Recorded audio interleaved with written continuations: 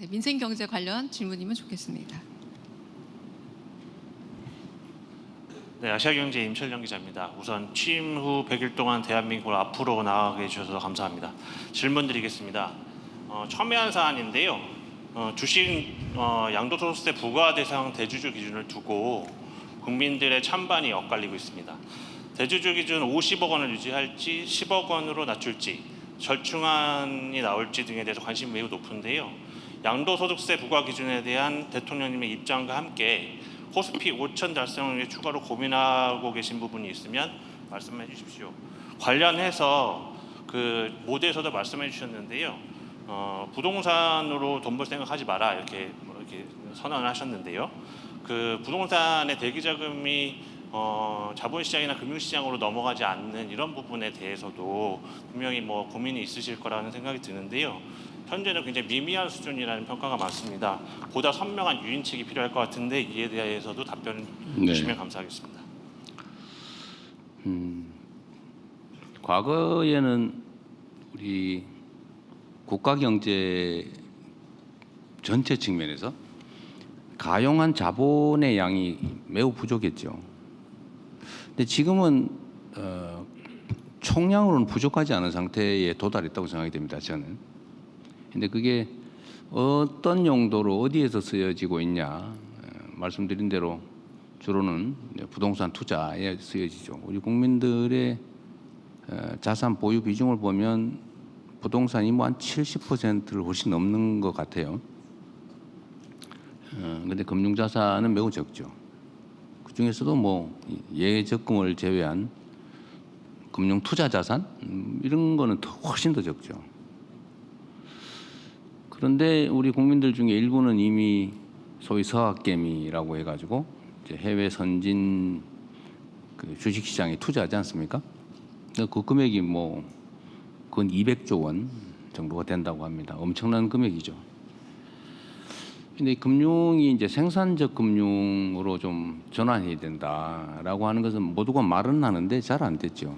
근데 우리 새 정부의 핵심 과제 중에 하나가 금융을 좀 생산적 금융으로 전환하는 겁니다. 그 생산적 금융으로 전환하는 것 중에 가장 핵심이 주식시장을 정상화하는 겁니다. 이거 활성화라고 말하기도 어렵죠. 정상화. 정상에 한참 못 미치죠. 왜 정상에 못 미쳤냐? 저는 아직도 정상에 못 미쳤다고 생각하거든요. 제가 이제 선거 때 이재명이 당선 또는 민주당이 집권하는 사실 자체만으로 3,000포인트 넘을 거다라고 제가 계속 그랬는데 이제 훨씬 더 많이 넘은 거예요. 지금 아직까지는 현실적인 정책이 집행된 건 아니지 않습니까? 이제 기대로. 저는 그 기대의 핵심이 앞으로 더 잘 될 거다, 성장할 거다라는 측면도 물론 있겠죠. 그러나 정상화될 거다라는 기대가 훨씬 컸다고 생각합니다. 이 두 가지 요인이 있는데 앞으로 성장할 거다. 즉 기업의 수익이 늘어날 거다. 더하기 비정상이 정상화될 거다. 그 비정상이 정상화될 거라는 기대에는 아직도 한참 못 미친다고 생각해요. 이게 정상화되는 것만 해도 지금부터도 한참 더 주가는 오를 거다. 종합주식지수는 그렇게 생각을 하는데 정상화를 가로막고 있는 요인들이 여러 가지 있죠. 예를 들면 정치적 불안 또는 장기 경제 정책의 부재 또는 한반도의 안보 리스크 그런 거에 정말 어려운 부분이라고 치고 한반도의 안보 리스크만 해도 괜히 쓸데없이 북한 자극해서 군사적 긴장이 격화되고 전쟁의 가능성이 외신에 언급이 되고 이러는 것만 없어도 상당히 많이 정상화되겠죠. 경제 정책 분야도 우리가 앞으로 대한민국 경제는 어디로 갈 거다. 인공지능을 포함한 첨단 기술 산업 중심으로 대대적으로 재편한다. 전통 제조업을 인공지능 전환을 해내겠다. 이런 것들만 명확하게 하고 재생에너지 중심으로 바꾼다. 문화 산업을 대대적으로 육성한다. 이런 것만 명확하게 보여줘도 나라가 망하지는 않겠네. 이런 생각. 그 정상이죠. 근데 이거보다 더 직접적인 거 있죠. 이런 건 조금 좀 추상적이고 좀 먼 과제인데 직접적 과제는 내가 어느 회사에 주식을 투자했다가 혹시 이 표현이 좀 그러긴 한데 뒤통수 맞지 않을까? 뺏기지 않을까? 사기당하지 않을까? 이런 걱정이 있잖아요. 그런 걱정만 안 해도 정상적으로 평가받으면 얼마 전에 PBR 가지고 한참 시끄럽긴 합니다만 아니 어떻게 멀쩡하게 영업하는 정상적인 회사가 즉시 지금 팔아도 주가보다 더 순자산 가치가 높다. 그럴 수가 있습니까? 이거 말이 안 되는 거거든요, 경제학적으로. 근데 순자산에도 못 미친다는 거냐, 이 주가가? 지금 당장 그냥 회사 문 닫고 팔아버려도 현재 주가보다 더 많이 남는다. 그 말이 안 되잖아요. 근데 그런 주식이 대한민국 주식시장에 널렸다는 거죠. 심지어 0.3 그러면은 3,000원에 사가지고 회사 문 닫고 싹 팔아버리면 10,000원 받을 수 있다는 건데 말이 안 되잖아요. 근데 그런 일이 일상적으로 지금 벌어지고 있죠. 뭐 주가 순이익 비율도 마찬가지고 어쨌든 객관적 지표상 말이 안 되는 저평가 상태인데 왜 그러냐? 그 회사 경영을 믿을 수가 없는 거죠. 비정상적으로 운영하지 않습니까? 언제 회사 돈을 빼돌릴지 모른다. 저 회사가 분명히 10,000원 가치가 있는데 어느 날 회사 경영진이 마음대로 해가지고 3,000원도 아니라 1,000원짜리가 돼버릴지도 모른다. 실제 그런 일이 벌어지고 있잖아요. 그러니까 주식을 안 사죠.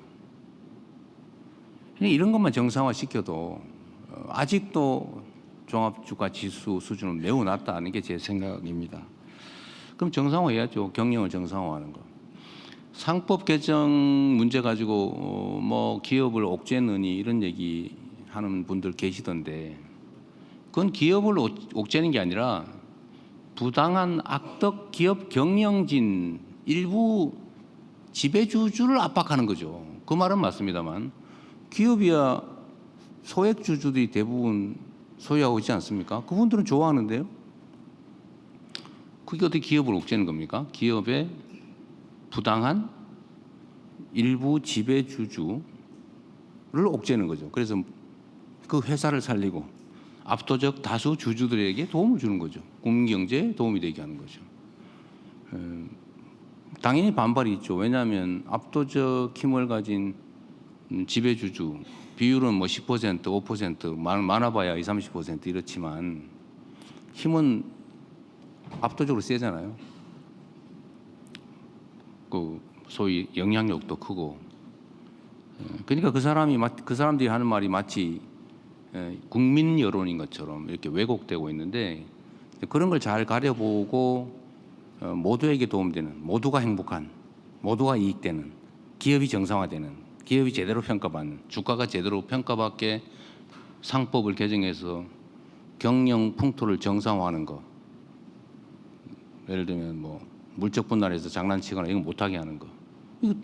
그런 걸 해야 주가가 정상화되잖아요. 그래서 경영 지배 구조를 개선하는 거, 뭐 이런 것도 해야 되고요. 아직도 많이 더 해야 된다고 생각합니다. 뭐 더 센 상법 이런 얘기하던데 그게 마치 나쁜 뉘앙스를 가지고 있지만 더 세게 진짜 회사의 주주를 보호하고 더 세게 기업이 국민 경제에 도움이 되고 기업 경영이 그 기업 자체를 키우는 방향으로 가게 하는 거라고 생각합니다. 또 한 가지는 이제 세제 문제가 있겠죠.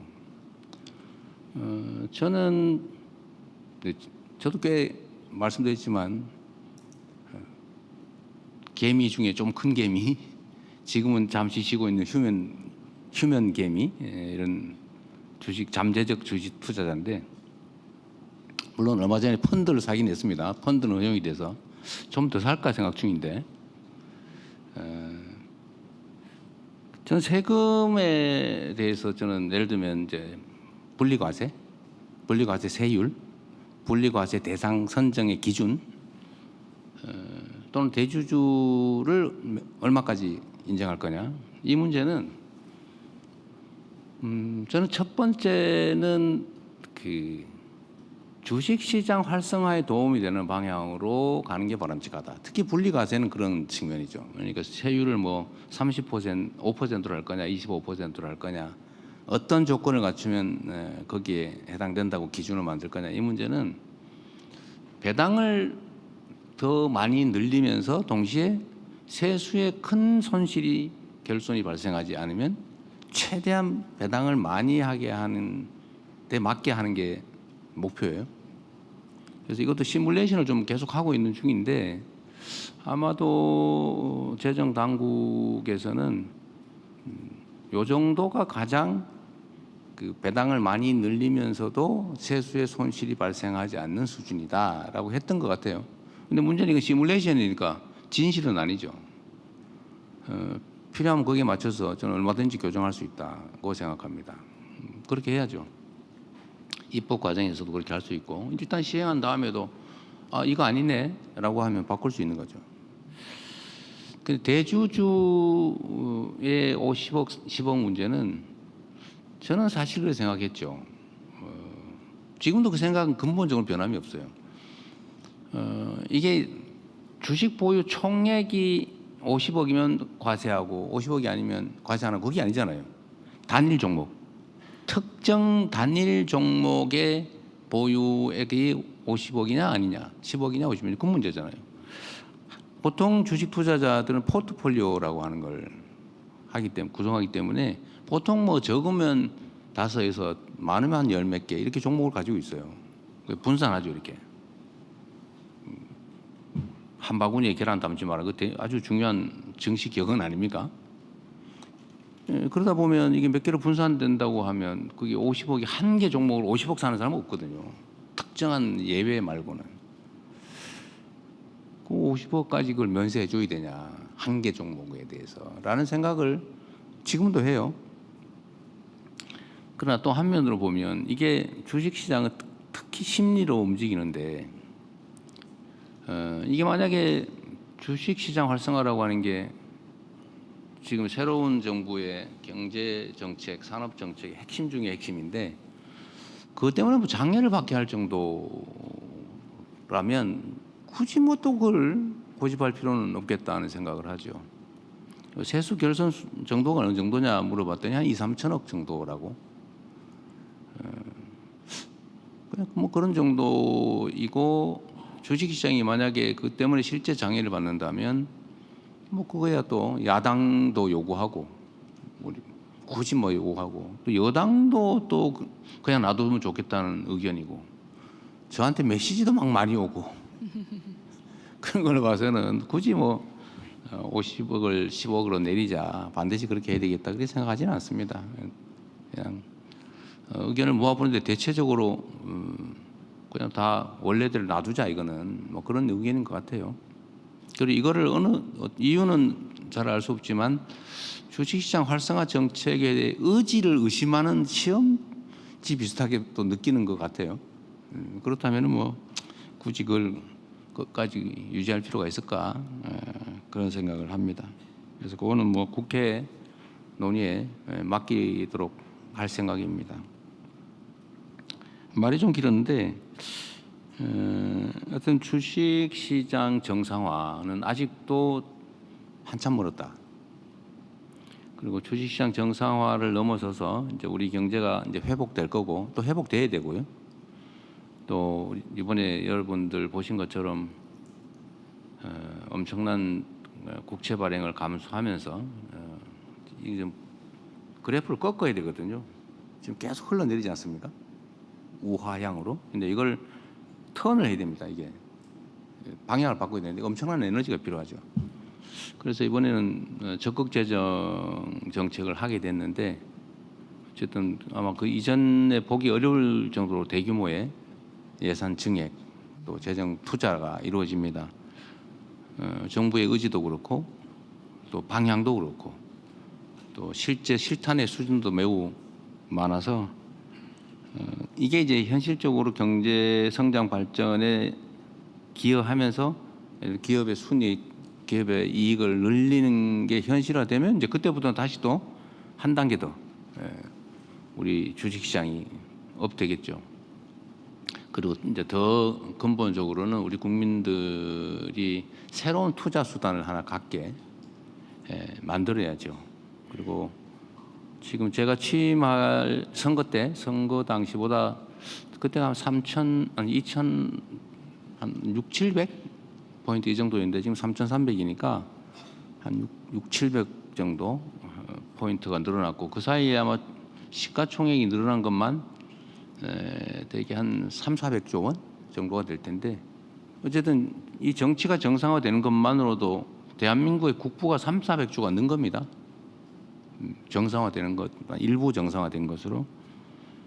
그래서 대한민국의 국부도 좀 늘리고 투자 수단도 또 추가로 만들고 기업들은 자금 조달을 좀 더 용이하게 하고 벤처 스타트업들이 쉽게 자금 조달해서 새로운 사업 시작하고 이렇게 좀 새로운 경제 생태계를 만들어낼 수 있을 거다. 그냥 꼭 만들 거다 이렇게 말씀드리겠습니다.